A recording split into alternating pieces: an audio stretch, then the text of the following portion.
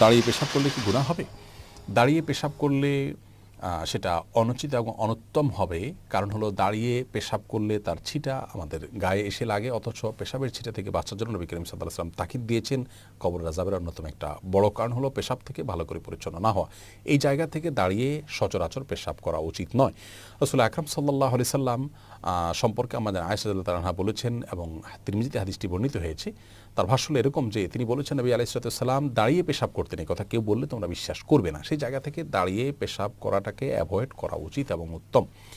তবে সৌদি আরবের উলামায়ে কেরাম বিন বাজ, ইবনে উসাইমিন রাহিমাহুল্লাহ সহ অনেক উলামায়ে কেরাম বলে থাকেন যে কেউ চাইলে দাঁড়িয়ে পেশাব করতে পারেন। বিশেষ করে পেশাবের ছিটা ইত্যাদি আসবে, নাপাক হয়ে যাবে, তার কাপড় শরীর লেগে যাবে, এরকম আশঙ্কা যদি না থাকে তাহলে সে অবস্থায় দাঁড়িয়ে পেশাব করাতে অসুবিধা নাই তারা মনে করেন। তার কারণ হলো বুখারীর একটি হাদিস রয়েছে, যে হাদিসে নবী করিম সাল্লাল্লাহু আলাইহি ওয়াসাল্লাম কোন একটা ময়লাযুক্ত এলাকাতে যেখানে বসার পরিবেশ ছিল না